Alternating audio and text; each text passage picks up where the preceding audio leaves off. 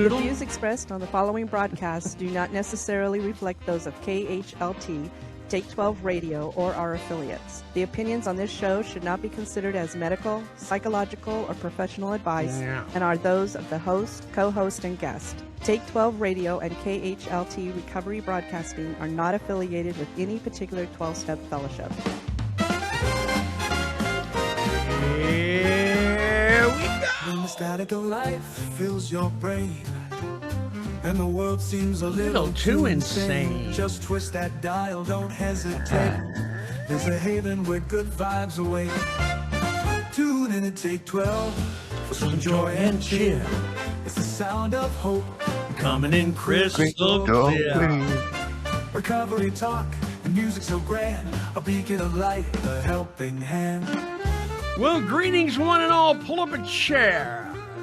I am your host here on the Take 12 Recovery Radio Show, recovered alcoholic, the Monty Man, and with my incredible co-host, Roger McDermott from Came to Believe Recovery in Huntington Beach, California, Dion Miller from TrudgingTogether.org in Colorado.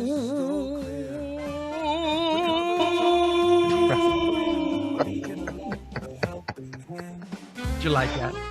I did. Of course, the Take 12 Recovery Radio Make-Believe Orchestra. Here they are. Cloud your mind, and you're searching for a sign to find. We'll play your heartstrings with a tender heart. Remind you you're not Anyway, where you come from. The topic this week, the lies we told ourselves in our addiction. For fun and for free, here on the Take 12 Recovery Radio Show and Podcast.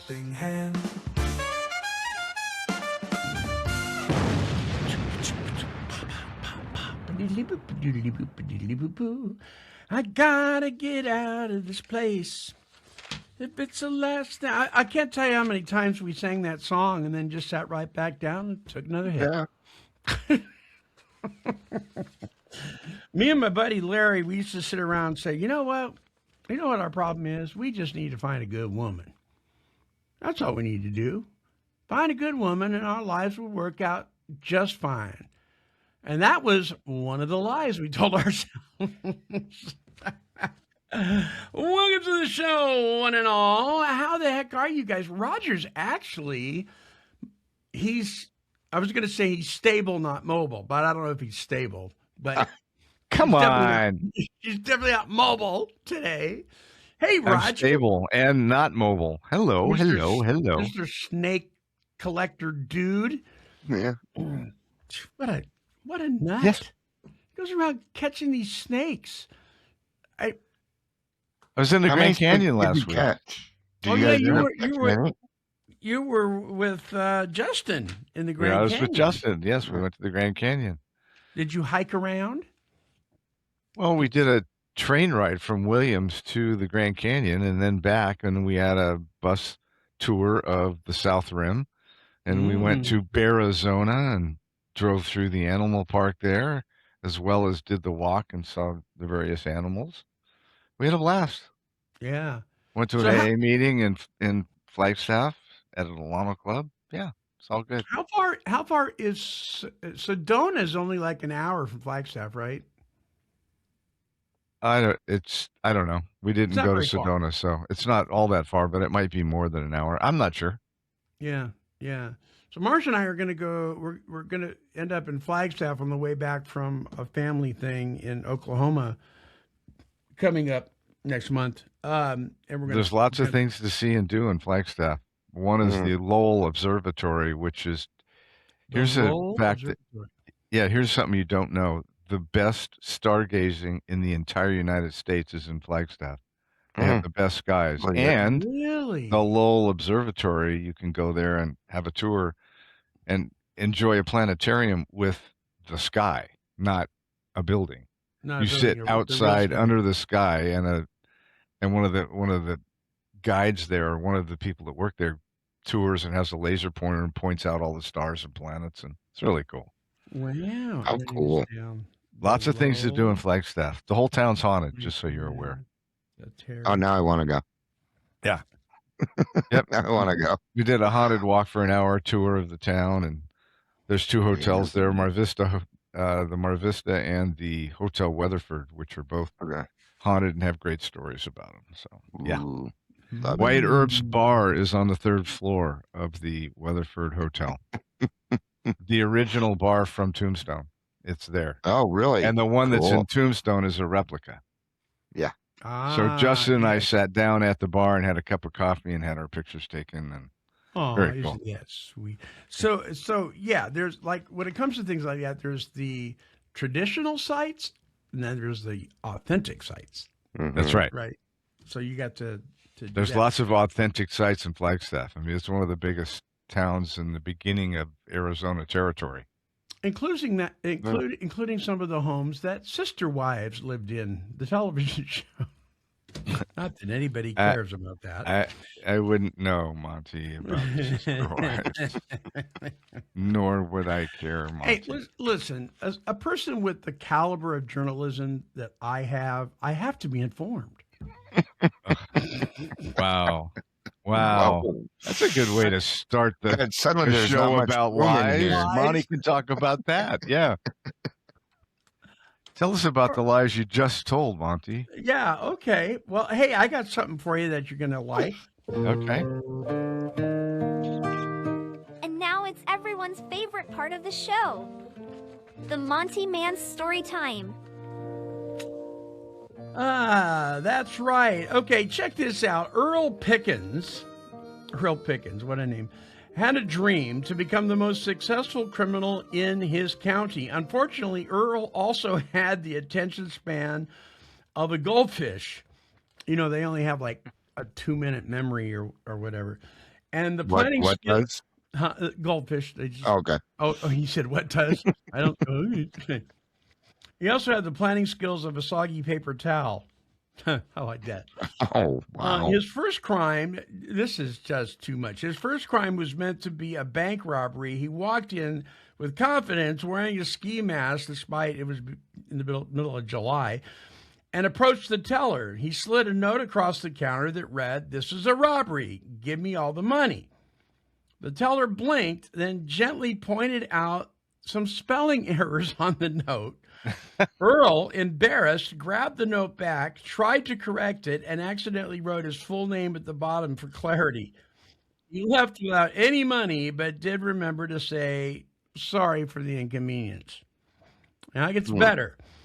Earl decided to try burglary instead of robbery the next time. After getting extremely drunk, he broke into a house at night, only to realize halfway through rummaging that it was his own home. He panicked and called the police to report a break-in, forgetting he was the intruder.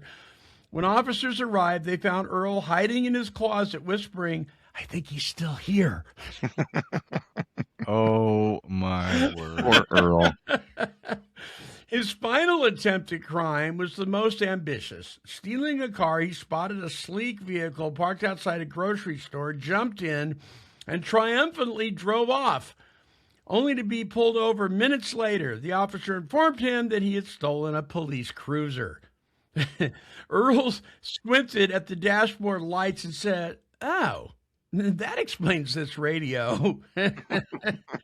At his trial, the judge asked if he had anything to say in his defense. Earl stood up, straightened his wrinkled shirt, and said, "In my defense, I really thought I'd be better at this." The judge sighed, the courtroom chuckled, and Earl Pickens earned a reputation not as the county's most dangerous criminal, but as its most unforgettable one. Oh.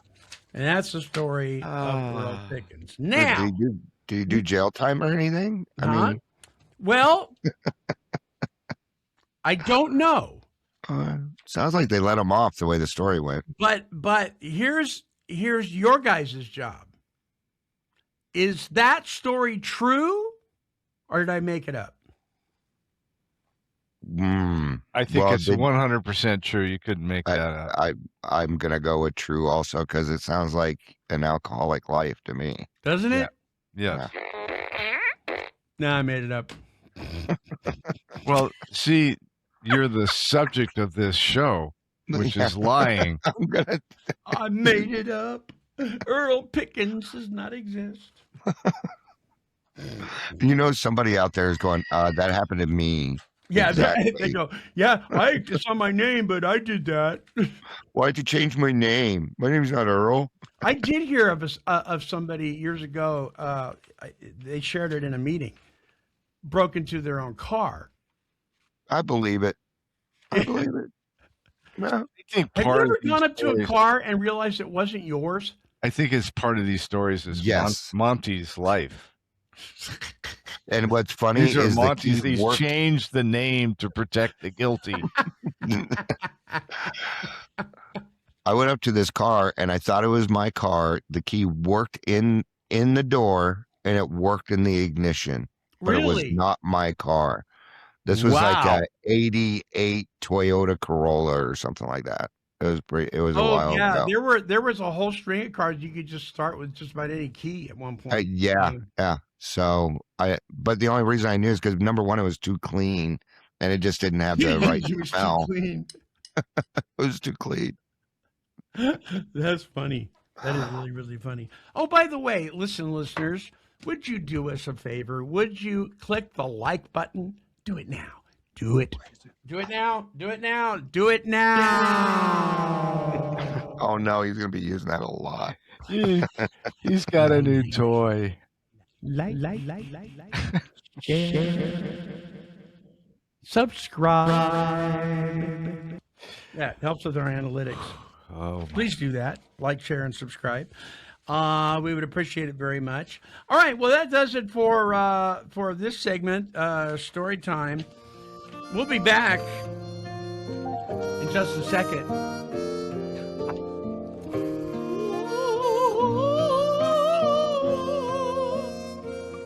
All right, check this out. We'll be back. Hey, it's the Monty Man from Take 12 Recovery Radio with a question for you. Are you ready for a social media platform where neighbors wholeheartedly support one another without the interference of algorithms, tracking, artificial ads, or the presence of big tech? Well, Axe Social, a social platform with a purpose, is here to serve you. They exist because you need a more positive, uplifting, faith-based alternative to big tech social media platforms. So if you're ready to take the plunge and a healthy, refreshing change, visit axesocial.com. That's Axe, A-C-T-S, social.com. I've made the switch, and so should you.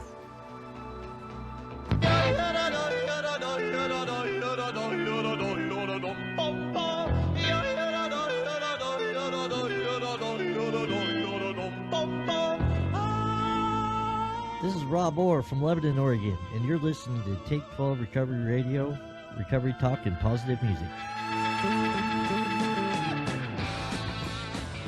Yeah, it's Mr. Rob Orr, the original member of the group Focus, now lives in Lebanon, Oregon. And that is a lie as well. I made that up too. There was a song called Moving Waves, one of my favorite songs from Focus. Those guys are amazing. Yeah, all right. So this is true. Coming up June 19th to the 21st at the Sarah Retreat Center in Malibu is the Came to Believe Recovery Retreat. Hope to see you all there.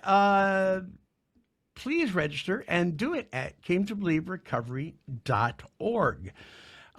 It's 320 double occupancy, 380 for single. That pays for your entire weekend. It pays for the retreat. It pays for the stuff you're going to get for the retreat. It pays for all your meals. That's almost the cost of a hotel room anymore. we're going. Marcia and I are going to Oklahoma for a graduation and a family reunion thing coming up here in a couple of weeks. And to get a room outside of Yosemite on our way back, it was almost $400, right? Phew. So another 30 miles to drive in Fresno instead of right outside of Yosemite. We decided to do the Fresno one, but yeah, hotels are expensive, and this is for 3 nights or 3 days, Friday, Saturday, and Sunday at an incredible retreat center. Roger, you've been there. This is a Franciscan monastery, isn't it? And it's active today. Wow. Yes. No, it's not a monastery today, but it was The originally. retreat center is active, though. Yeah. Yeah. It's an amazing place. I've been there. I think this will be my 4th time this June. It'll be Wow. number 4. Number 4. Yeah. Yep. So, yeah. Not to be missed. It's amazing. It's a beautiful facility, and we go through the 12 steps in a weekend, and you meet new friends, and the fellowship's amazing. The food is good. And but the setting is lovely. It's a lovely place. And the people are even better, like me and Monty and Dion. We will be there to play and greet you. I might be there. Dion might be there. Roger and I are definitely going to be there. Yes. Yeah, it's going to be sweet. All right, the lies we told ourselves. Before the show started, listeners, Roger said he lied about everything. I lived in that mode. You know what I mean? I did too. And I got to tell you guys, before we go over some of them that I wrote down here, I'm thinking back. I lived in fabrication mode way before I ever took my first drink or drug. Oh yeah. I was lying to my folks. I mean, and my favorite line was, "I didn't do anything wrong." Which was an admission that you definitely did, but you got caught. We know that better now. Here's the thing that was a trip. Thinking back, I truly believed that I was in the wrong place at the wrong time. Mm-hmm. I'm just a victim of circumstance. Dad, Mom, really, I didn't do anything wrong. And my dad told me one time, he goes, that is your answer every time. Yeah. He says, son, the common denominator is you. Yeah. And I'm like, shit, now my dad's against me. But that was my biggest one. So I have a list here. We can talk about these, talk about some that you guys did. But one of the ones that I told myself was I can stop anytime I want. And one of the reasons, and I've talked about this before, one of the reasons that I really believe that, and there's actually a chemical thing that goes on in the brain when you lie to yourself, to where it doesn't become something you think is true. It is true. Yes. It is. Your brain says it is absolutely true. And anybody that tries to challenge that is just wrong. And the reason I totally knew that I could stop anytime I want is because I had done that. Yeah. There were times that I had actually stopped. I was listening to Matt Brown, interventionist, talk about this very lie. And he brought that up too. And I'm like, yeah, there it is. I had stopped on several occasions. I had not quit yet, but I didn't know the difference. I had stopped, and therefore I had convinced myself I can stop anytime I want to, right? So that was a huge lie that I told myself, and nobody believed it. Now I'll tell you something though, guys. There were lies that nobody believed, not even me. Mm-hmm. That wasn't one of them. I really believed that for the longest time.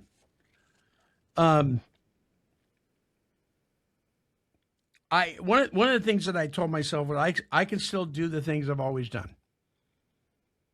I still ride my bike. I still go for walks. I still backpack.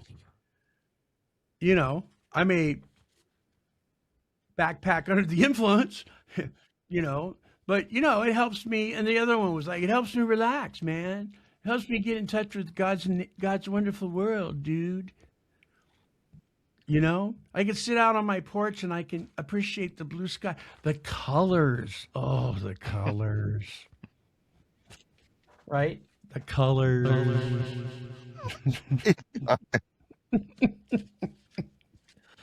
What about you guys? What kind of lies did you tell yourself? Who wants to go first?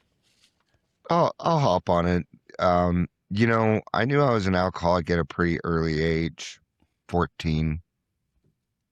I could see it in me, and like you, I came out of the womb playing 3-card Monty. I've always been kind of a shyster, a manipulator, to get what I wanted. You know, my parents would tell me to stop lying, and I'm like, okay, how do I do that? Well, you need to be honest. I'm like, I literally did not understand what they were saying. There were a lot of lies that I was doing that I didn't know until I did that 4th and 5th step. But like you, see, I quit at 18 the first time. There wasn't even a hangover.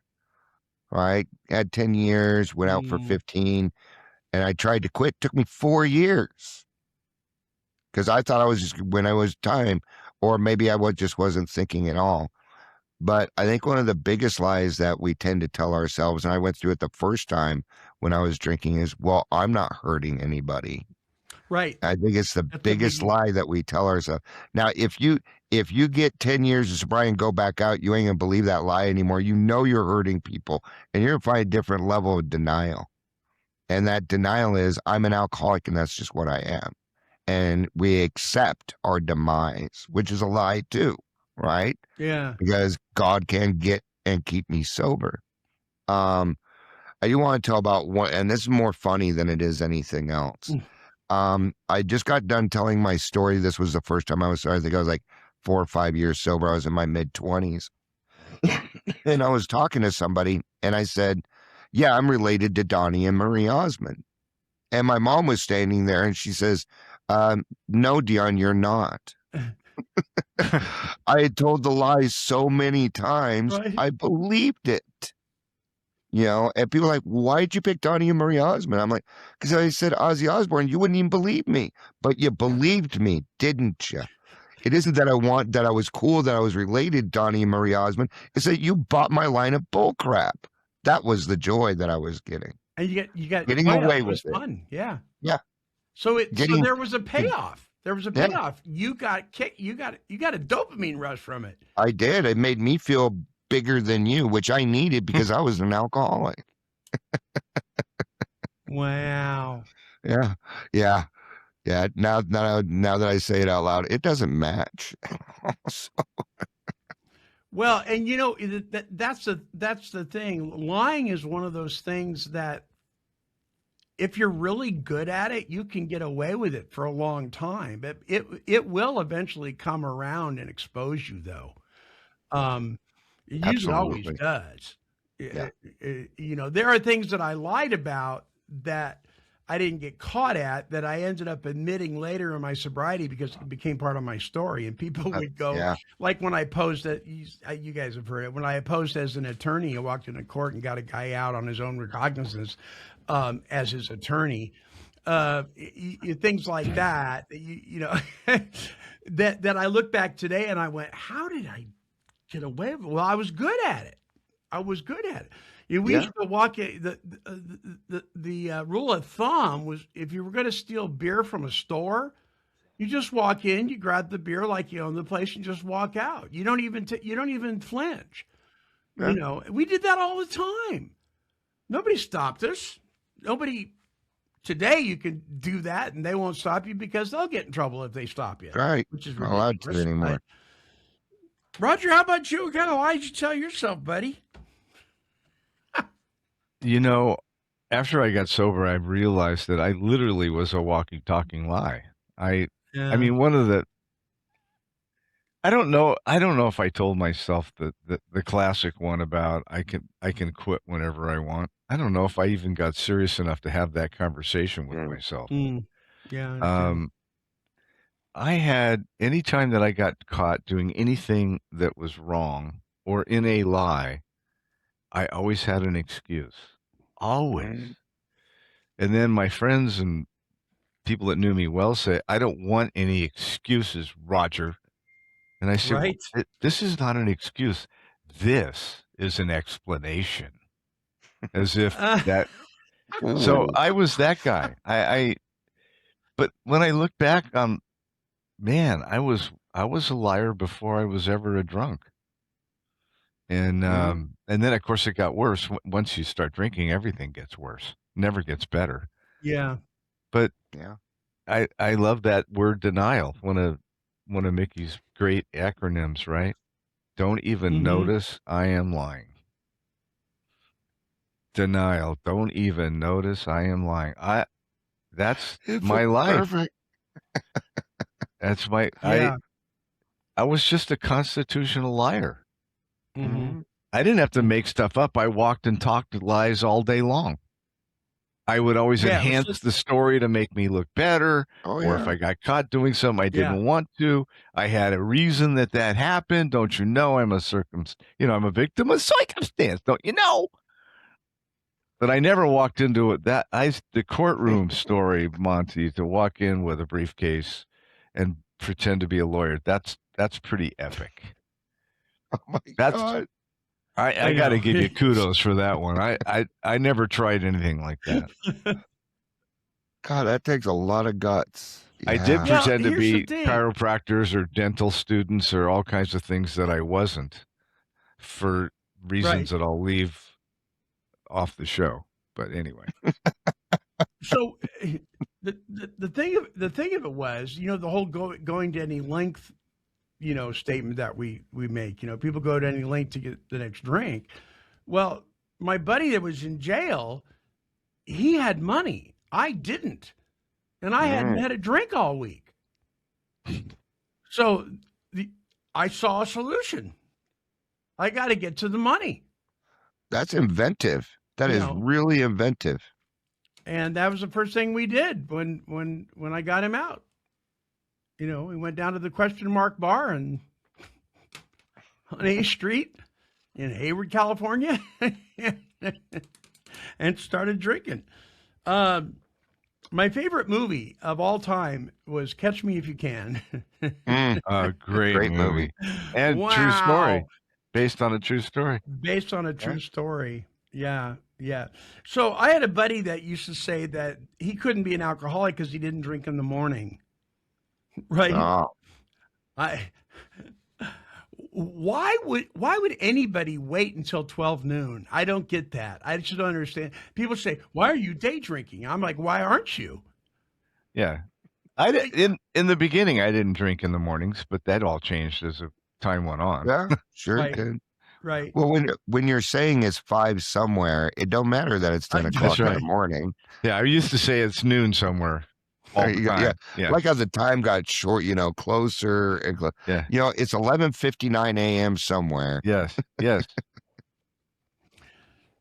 So some of the minimizing lies, the ones that minimize things, right? So I'm still working. I'm still employed. I still have my family, so I'm not that bad. And what is that bad, by the way? Yeah, what is that bad? What are you comparing that to? And one of the things, this is interesting because this is a lie that also family and friends tell about us. Absolutely. Right? Yeah. Well, he's not like Uncle Joe. They'll tell themselves the same things. Well, especially when it's your own kid. Right. Yes, you will. Oh, it's just a stage. Yeah, it's a stage you're facing going through. They're 42. Yeah, right. Well, they go to college. Everybody in college does it. But he's still getting good grades. And you don't realize it as mom or dad, but he dropped out of college 2 semesters ago, and you're still paying for his dues at the frat house. Wake up, mom and dad. Yep. Or I drink vodka so people don't know that I've been drinking. That's my favorite one. Oh yeah, Isn't that's a that good interesting? One. What? Everybody Whoever does. thought that? It's like an alcoholic because it's clear and it's. I mean, Right. really? That's what I heard about gin. Yeah. Right? Oh, gin. Gin doesn't have any odor to it. You can't smell rotten potatoes and stuff, you know. The gin may not have any odor. Fermented rotten potatoes. Yeah, when alcohol's coming out of your pores, I don't think it matters which alcohol it is. It stinks. How about this one? My doctor prescribed it. It says take as needed. I need it. I'm just following the directions on the bottle. You know, the thing that confused me was like when it came to, let's take the most common one, hydrocodone, right? Vicodin. Okay. Right? Take 2 every 6 hours. Okay. So I take 2 every 6 hours until the bottle's gone, and then I want to re-up, and they're looking at me sideways. Well, I followed the instructions. No, that's take 2 every 6 hours if you need to. Did you need to? Maybe not. Of course, I didn't just take 2, but who does, right? I did. Did you? Did you just take 2? I had double hernia surgery my first year of sobriety. I wasn't even 1 year sober, and the guy said, "Take." I think he said, I don't know if he said 2. He said, "Take one of these for the pain if needed every 4 hours, and if needed, take another one." And I did. And when the pain had subsided, I had 50 or 60 or 70 Vicodin or whatever. I don't remember what it was. If it was narco, I had Vicodin. I don't remember what it was. Yeah. But whatever it was, I flushed them down the toilet. I was done. I just had no interest in getting high. I didn't take. I was never a pill guy anyway, but that's irrelevant. I had no interest in getting high. Yeah. None. I took it for the pain. When the pain was gone, I dumped them. You're such a good boy. No, I'm not saying that to pat myself on the back. I'm saying it because that's what I did. And what it testified to me was that when I admitted I was an alcoholic and I said I'm never drinking or using again, I meant it. I simply meant it. Yeah. And having 100 Vicodin or oxycodone or whatever it was didn't change my mind. That was that. Yeah. Of course, it was the power of God that gave you the ability to not go back. Well, of course it was, Monty. Right. Not just your determination. No, but it starts with the decision. Yeah. It starts with the decision, and then God will honor that decision when you ask. Amen. When you ask, yeah. So here's some flip-flop. I call the flip-flop lies. I quit drinking and only smoke pot now, so I'm okay. It's interesting. From what I understand, at least in the Pacific Northwest, the alcohol industry is losing money. But that's because everybody's so loaded. Yeah, the cannabis industry is doing just fine. Yeah. In fact, they're doing so well. There's a pot shop on every corner. I mean, there's one block here in Albany. I think there's 4 on one block. Marijuana Row or something. Yeah, and I mean, and they're really, really high end. I mean, they're not just like, a mom and pop pot shop on the corner that's kind of rustic. I mean, these are really, really. I've not been in them, but I drive by them, and the neon signage and the remodeling of the inside, you can see inside when you drive by it. They're high scale, so somebody's making a lot of money. And now people are driving around stoned off their gourd. But I just smoke pot, and here's the other one that a lot of people are doing. I do medicated assisted treatment. Okay, maybe some people need that. I'm not gonna die on that hill, but I'm telling you, a lot of people don't, and there's a lot of people microdosing. Come on, microdosing. because I have PTSD, so I did look into it. Well, there is legitimate reasons for medication all across Yeah, the board. yeah, but my brain, it's like, I don't know that I can microdose every day, am I going to be okay with that? And so he said, Dion, it's once every 6 months. And that's how I knew it was off the table, because I couldn't even put my brain around that one correctly. Yeah. Yeah. There's that, what is that drug you can buy? You can go to any gas station or 7-Eleven and get now. Kratom. Yeah. So I understand. Stuff. I got to tell you, I'm really glad that I got my stuff done when I did. You know what I mean? And didn't dabble in some of the stuff today, like the crocodile stuff or whatever that's called. The flesh-eating drugs. Kratom, I guess Kratom, they're finding out so much about it now that it's just horrible. The detoxing from it and so forth. But when you buy your drugs from the gas station, what can you really expect? Right. Did you ever think in a million years that you could just walk into your local convenience store and get your drugs?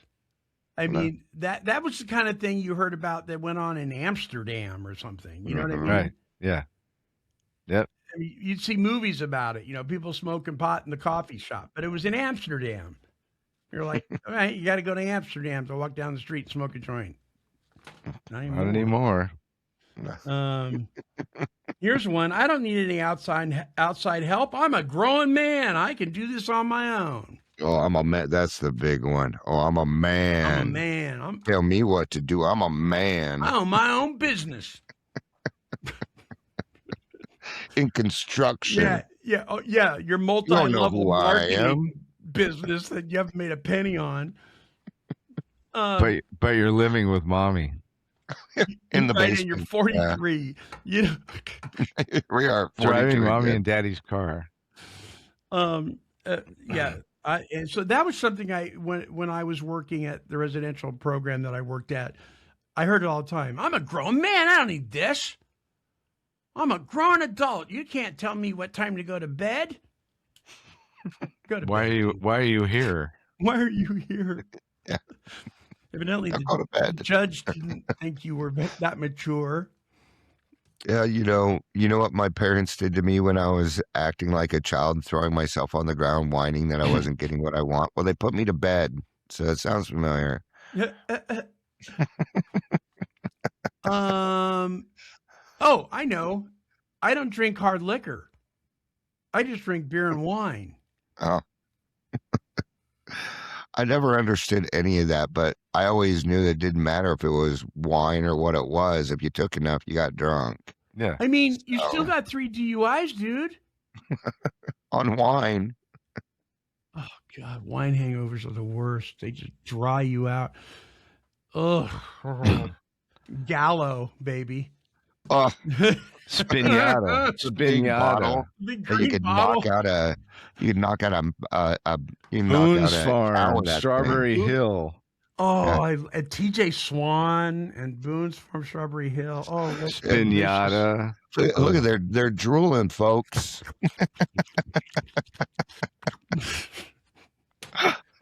That deserves a little sound effect.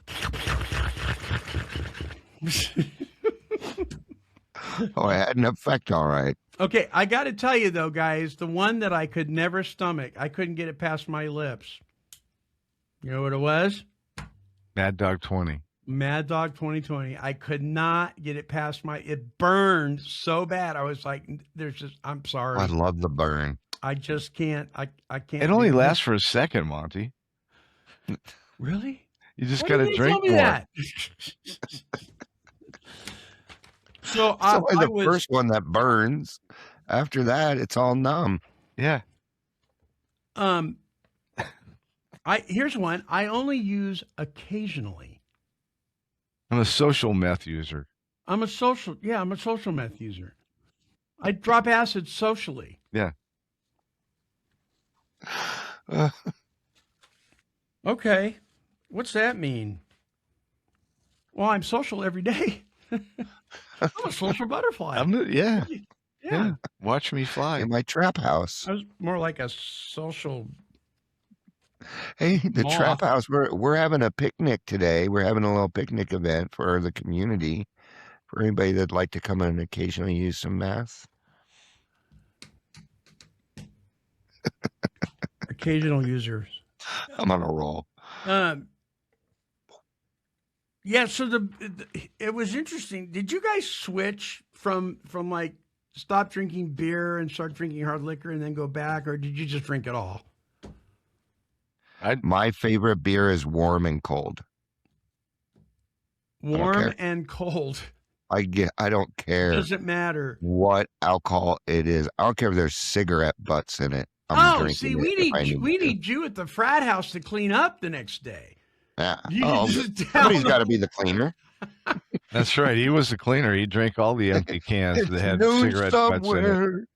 See, I was the guy that would pop open a beer and only take a couple of sips, and then pop open another one and only take a couple of sips. I left a bunch of bottles around that were mostly full because I was slamming dope.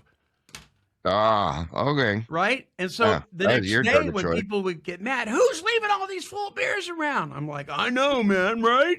That's just so inconsiderate. That's about right. Jeez. Alcohol abuse. How about this one? My goodness. Have you been drinking, sir? Yeah, I only had 2.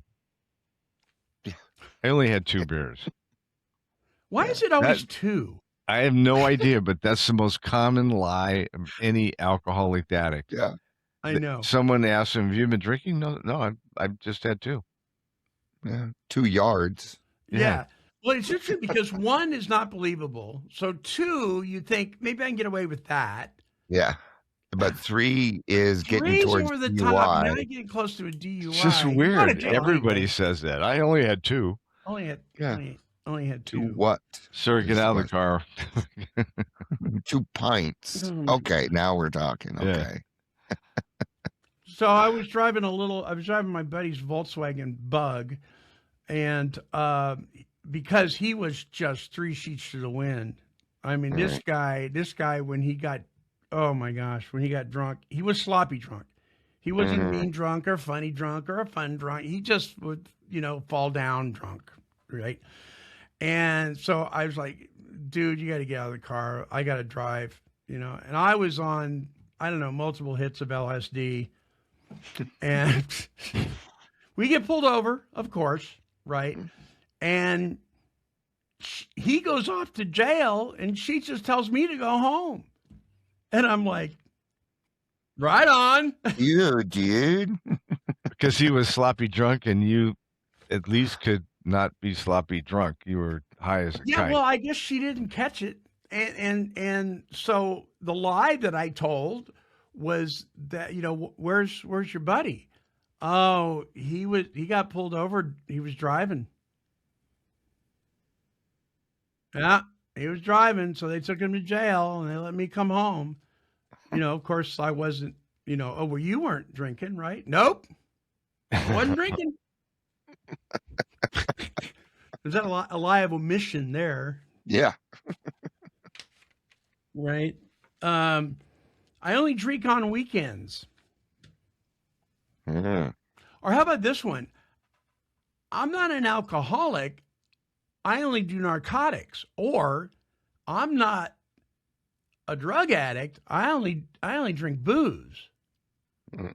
So here's an interesting statement. And there's this guy named Dave. Bless little Dave, pretty big guy.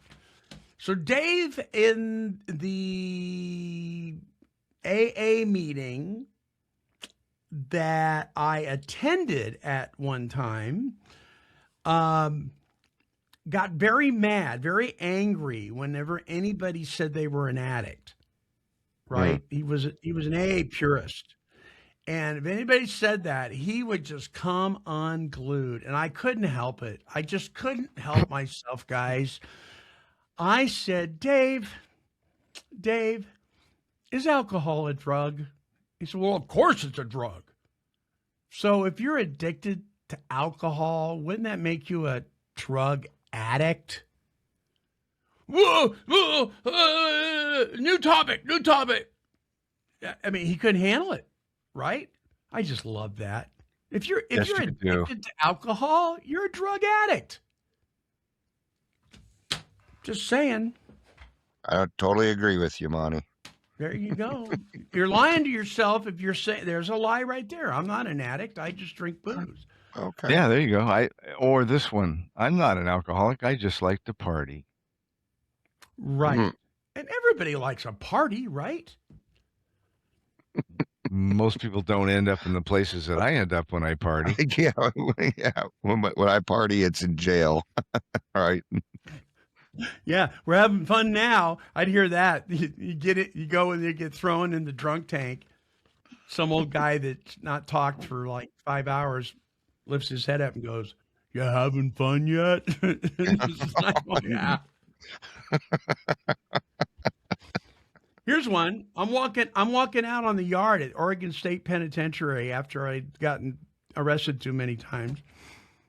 And I'm looking up at the gun turrets and the barbed wire, the razor wire, and I say to myself out loud, kind of in a low whisper, "But I'm not a criminal. I'm not." Right? I mean, didn't you ever say that? I'm not fill in the blank. Yeah. Well, of course, I was never accountable or responsible for anything I did. That's why I always had an excuse. I was always in jail for civil stuff, so I didn't consider myself a criminal, you know. But I mean, there I sat. There you sat in jail in the criminal room. That's right. I used to go to where you go when you do bad things. I used to go to jail over fix-it tickets in California. Yeah. Your headlights out. I just always had a warrant. Here's a ticket. Make sure you get this fixed. And then I wouldn't do it, and there'd be a warrant out. They would have warrants out for your arrest because of a taillight. Wow. Right? Now, depending on what country you're from, you can commit all sorts of crimes, and they won't arrest you. I don't understand that one. Or chase you. But oh well. Okay, so why do we talk about all this stuff? So there maybe, just maybe, there's somebody listening that needs to hear that your lying's coming to an end, dude, or ma'am. You know, it's gonna get you. If the booze and the narcotics or the behavioral addictions or whatever it is that is chewing up your life hasn't gotten you first, the lying and the deceitfulness will turn on you. It is not your friend. You think it's a tool to get you out of trouble or to keep you from being embarrassed or, you know, push the shame down or whatever, and it's not going to work. It always rears its ugly head and shows itself. Always. And you could turn around. You can go the other direction. The biblical term for that is repent. You can turn around and go the other direction. And here's the great news. You don't have to do it by yourself. You don't have to do it alone. And you're not the only one who's been through this. You know, my sponsor used to say, "I'm a liar. Honest I am." Or how about when people start out with "to be honest"? To be honest. Yeah, to be honest with you. To be honest with you. No, I want you to lie to me.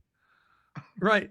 To tell you the truth. Yeah. Does that mean the rest of what you say is not true? Because you got to qualify that you're being honest now. Right. So, yeah. And listen, you cannot walk down the street without being able to throw a stick at a meeting and hit it. I mean, there's help, and it may not be fun. It may not be, I want to go, you know, but listen, what's the alternative? Right? If you're listening to this show right now and you're just at the end of your rope, that is really good. Yes. There's a knot at that end of the rope called recovery, and it'll hold you up until you can climb back up again. But you don't need to climb back up on your own. There's power in numbers. And we'll show you how to climb back up the rope. We'll show you how to do it. We'll help you do it. Absolutely. You don't have to do it by yourself. Yeah, but okay, stop. Stop, drop, and roll. No, that's not good. See, my brain goes right to, and I'm not even a pot guy. Stop, drop, and roll a joint, Get to a meeting, pick up the phone, call 911, do something different. There are helplines out there. I'm begging you. That person that's listening or watching right now, and you're like, you have no other solution other than the ultimate, and that's not a good one.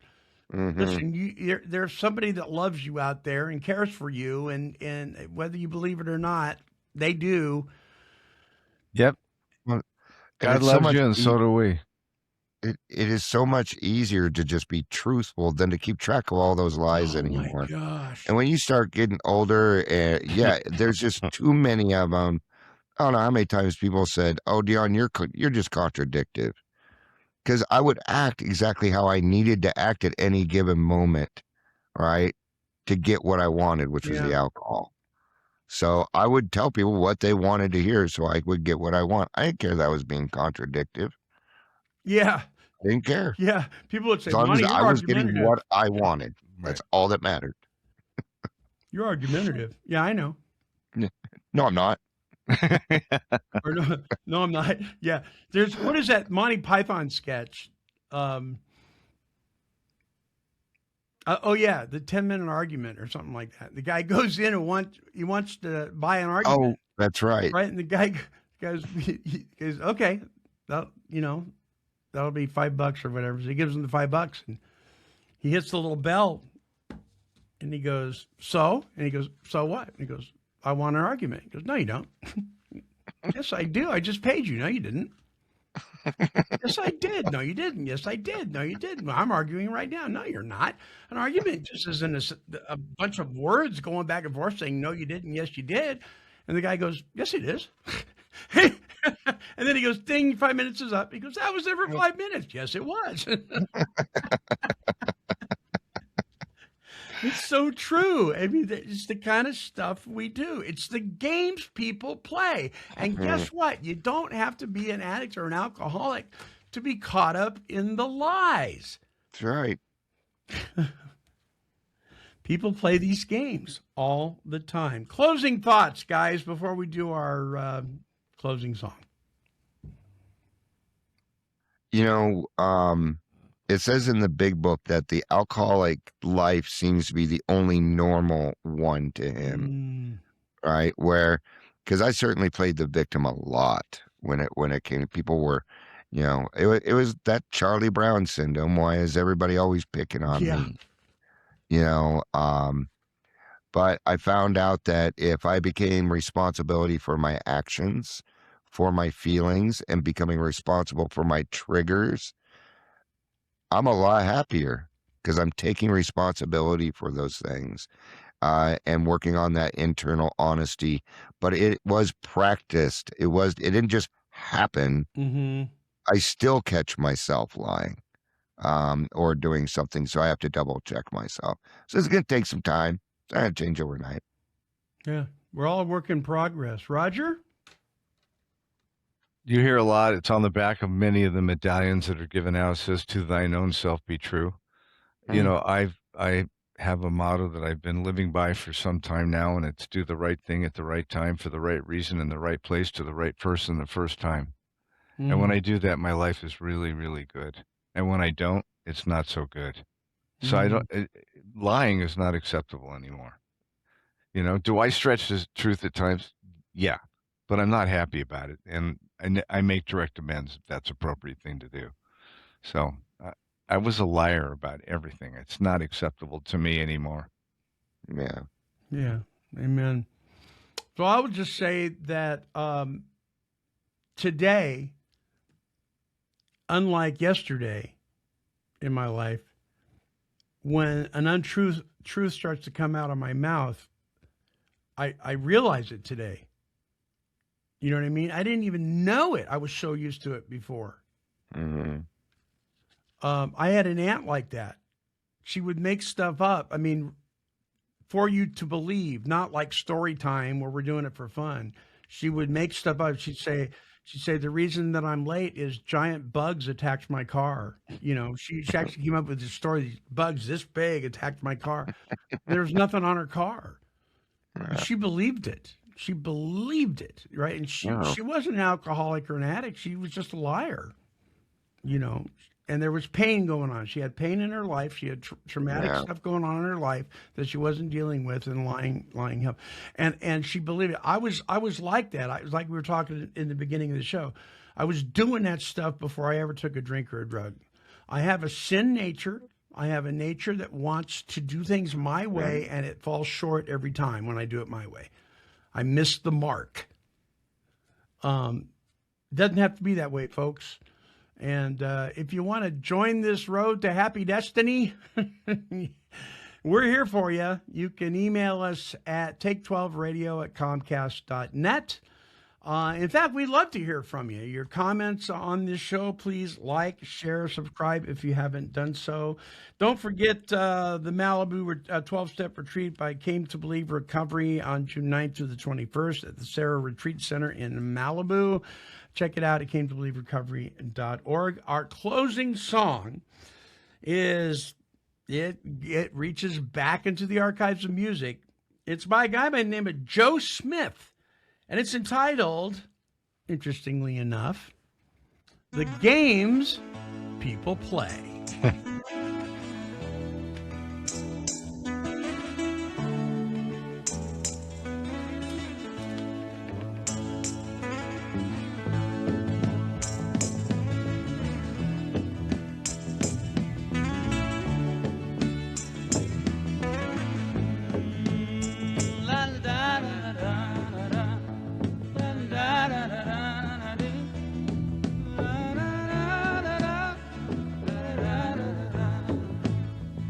The games people play now, every night and every day now, never meaning what they say now, and never saying what they mean, while they while away the hours in their ivory towers, till they're covered up with flowers in the back of a black limousine. Whoa, la da da da da, la da da da da, talking about you and me and the games people play now.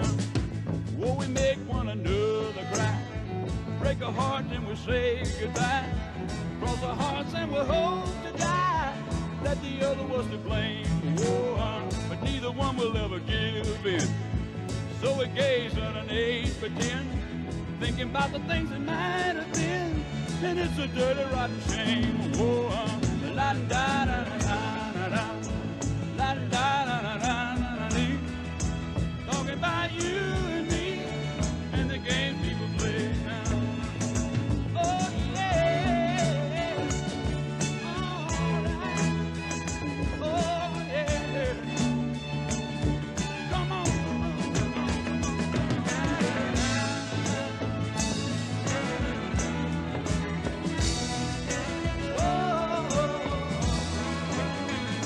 now look here, people walking up to you, singing glory hallelujah, and they try to sock it to you in the name of the Lord. They're gonna teach you how to meditate, read your horoscope, cheat your fate, for the moon to hell with hate. Come on, get on board. Oh, la da da da da da, la da da da da dee, talking about you and me and the games people play. Now wait a minute. Look around, tell me what you see. What's happening to you and me? God grant me the serenity to just remember who I am. Oh, cause you're giving up your sanity for your pride and your vanity. Turn your back on humanity. Oh, and you don't give a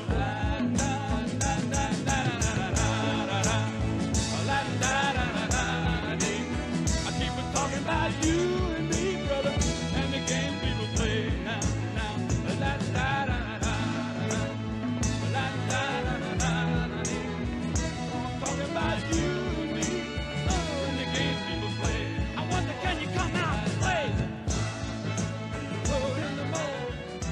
Joe Smith, the games people play. A very special thank you to my co-host, Dion Miller from trudgingtogether.org, Roger McDermott from Came to Believe Recovery, and the rest of the Take 12 Recovery Radio family. We are wishing God's perfect serenity for you. Don't let the weights of the past keep you down. There's a melody here to turn it around. In each story and song you'll find a friend, a chorus of courage that'll never end. This has been a broadcast of Take 12 Recovery Radio and KHLT Recovery Broadcasting.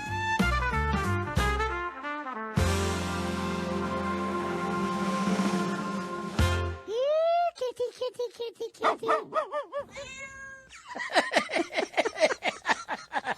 This has been a Chicken and a Pig production.